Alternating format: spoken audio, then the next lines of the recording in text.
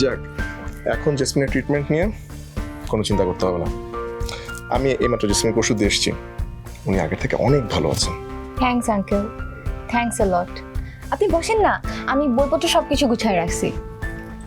বাহ, তুমি তো অনেক অর্গানাইজড, একদম যুদ্ধক্ষেত্রের মতো সাজানো তোমার টেবিল। এই সাজানোটা আসলে যতটা না পড়াশোনার জন্য, তার চেয়েও বেশি মেজো মামির চোখ এড়ানোর জন্য। তার চোখ এড়িয়ে এই বাড়িতে কোনো কিছু করা মানে এভারেস্ট জয় করা। কেন, তুমি কি পড়াশোনা করবে না? আচ্ছা, আর বিপাশা মানে তোমার মেজো মামি, ওনাকে সবাই খুব ভয় পায় নাকি? ভয় না, সবাই অনেক ভালোবাসে। আর মেজো মামিও এই ফ্যামিলির সবাইকে আগলে রাখছে। বাড়ির কোথায় কার কি হচ্ছে, কার মনে কি চলতেছে। লাইভ বয় কিনে কল দাও টোল ফ্রি নম্বরে, আর এক নিঃশ্বাসে গোল বলে জিতে নাও ফিফা বিশ্বকাপ 2026 এক্সক্লুসিভ পুরস্কার। তার চোখ এড়ানো একেবারেই সম্ভব না।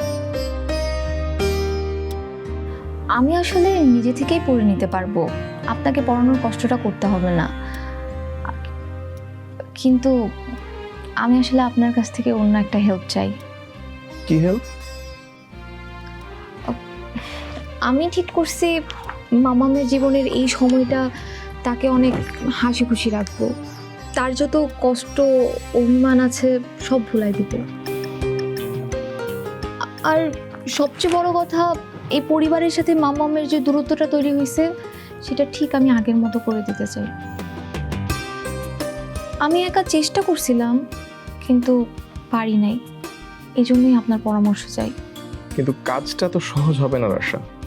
মানে আমি এই পরিবারের কাউকেই অত ডিটেলসে চিনি না, আর কাউকে অত কাছ থেকে দেখিনি বিপাশা ছাড়া। তাই কাকে কিভাবে ডিল করলে জেসমিনের সাথে সম্পর্কটা ভালো হবে, এটা আমার পক্ষে বলাটা কঠিন হবে। মেঝো মামিকে আপনি কাছ থেকে দেখেছেন মানে কিভাবে চিনেন?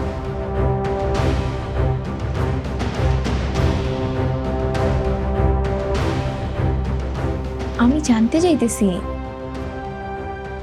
আপনি মেঝো মামিকে কিভাবে কাছ থেকে চিনেন? না, মানে কাছ থেকে চেনা বলতে তুমি যেটা বোঝাচ্ছ সেরকম না।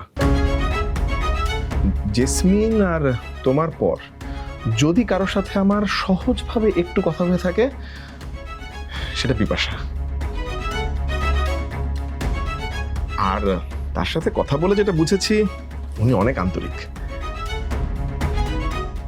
আর তুমি তো জানোই, মানে জেসমিন আমার অনেক দিনের পুরাতন বন্ধু, আর জেসমিন আমাকে অনেক প্রশংসা করেছে ওনার ব্যাপারে। আর তোমার মেজো মামি নাকি ফ্যামিলির প্রতি খুব কেয়ারিং। বুঝলাম না, আপনি এত এক্সপ্লেন কেন করতেছেন? তুমি বলো না, মানে তোমার মায়ের জন্য তুমি কি কি করতে চাও, মানে দেখি আমি কিভাবে হেল্প করতে পারি তোমাকে। আমি এখানে সব লিখে রাখছি। মামামের জীবনের যত অপূর্ণ ইচ্ছেগুলো আছে সব আমি এক এক করে লিস্ট করে রাখছি।